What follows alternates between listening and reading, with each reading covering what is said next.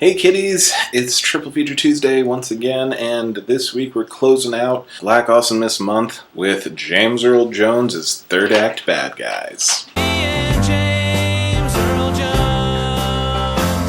As always, it's a bummer when Black Awesomeness Month ends, but this doesn't mean we won't see awesome black actor and actress and or just movie themed triple features. It's nice when you have a whole month devoted to them, especially considering what next month is going to be. It's going to be so bad. But we're going to close out with the great James Earl Jones, which it's surprising he doesn't pop up on these videos more often, because I mean, he's James Earl Jones. He's just incredible. And you know, it's almost an even bigger shame about his voice, because he's known for this incredible commanding voice, and the problem is it's hard to cast him in things that don't, utilize that commanding, authoritative voice. The problem arises, he's just a great actor. Like, see Great White Hope. Oh my God, what an incredible performance.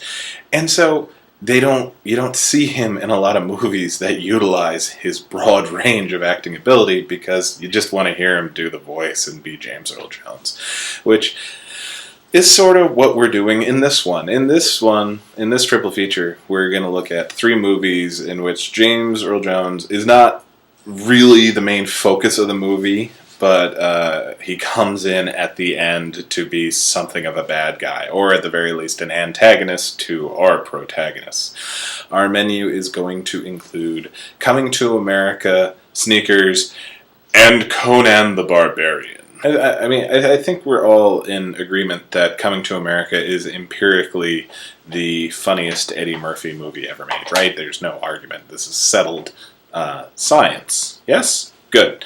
James Earl Jones plays King Jafar, the father of Eddie Murphy's Prince Akeem, and Akeem has gone to New York to find his queen, and James Earl Jones sent him off to do this under the guise of just Akeem having a little fun before he settles down and marries an actual princess. When he finds out that this isn't really what's going on, he comes to New York and is asking everybody with 2 ears, "Where is Akeem?"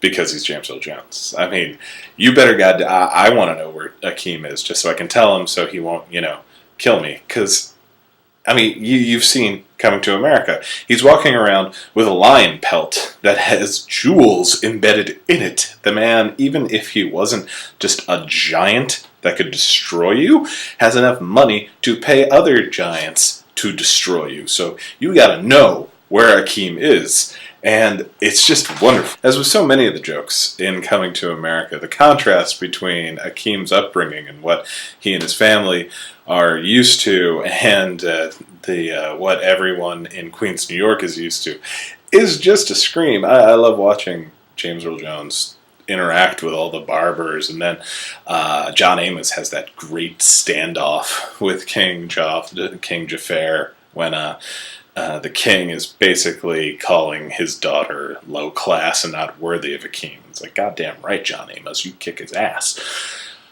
But it's something that James Earl Jones can do, because he can be the antagonist but still be lovable and friendly enough that you don't really hate him, you're not really scared, but, the hammer is coming down because James Earl Jones has arrived, and now it's time to stop messing around. Fun fact, the Queen is played by Madge Sinclair. James Earl Jones and Madge Sinclair would later reprise the royal roles as King and Queen in The Lion King. He was Mufasa, and she played Sarabi. So that's just always fun. And eventually, or at least in between Coming to America and The Lion King, James Earl Jones was on a short-lived show called Gabriel's Fire, where he played Gabriel. And according to Wikipedia and the IMDb, Madge Sinclair was on there too, so apparently they were buddies.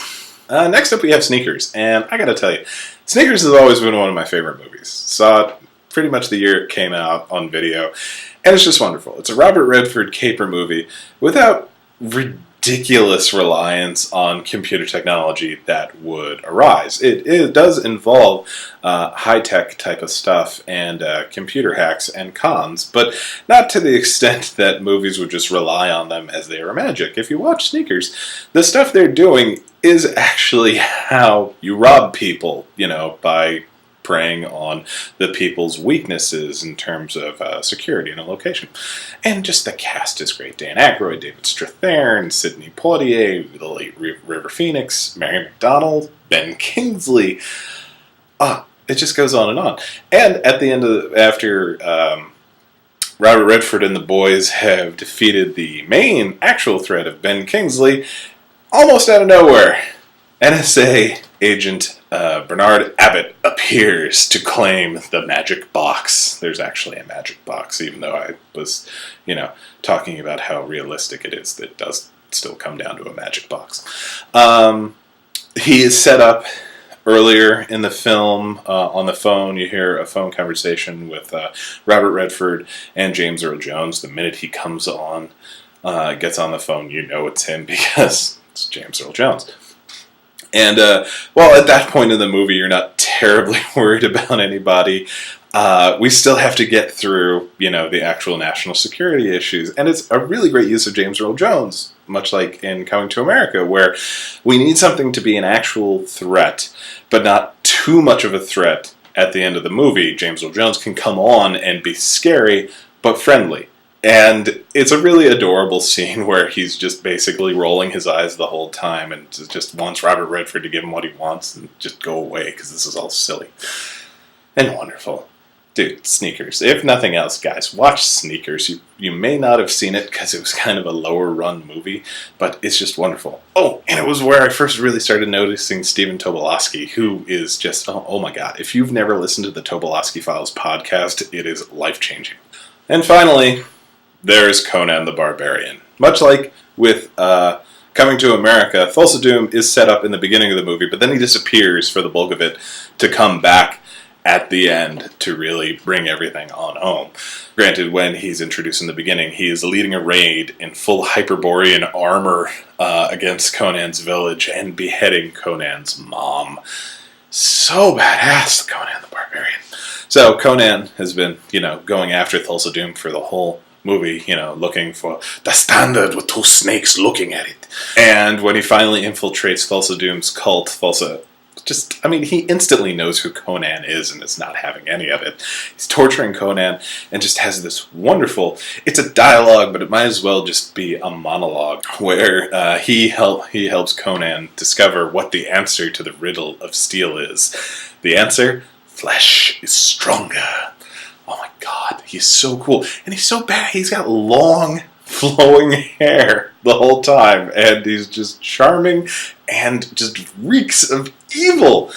And after, he's, putting Conan through the emotional ringer, he just looks at him and just, pities the waste of Conan and all the strength just used for revenge and advises him to contemplate this on the Tree of Woe. He has a Tree of Woe. He has a tree devoted to making people feel bad about their situation, which he, crucifies Conan on. And then Conan gets better and they attack, and James Earl Jones turns into a giant snake and then, turns back from a giant snake and eventually gets beheaded by Conan because, guys, it's Conan the Barbarian. There was only one way the movie was going to end, and that's with Conan beheading the bad guy, which was James Earl Jones.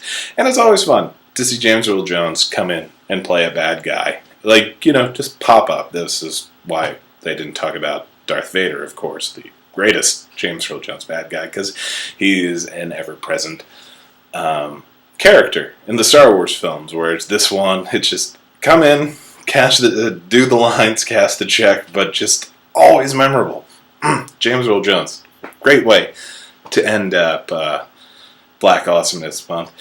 I will see you guys next week, in which I start a month of torturing myself because, hey, it's just going to be fun and you'll see. God damn it.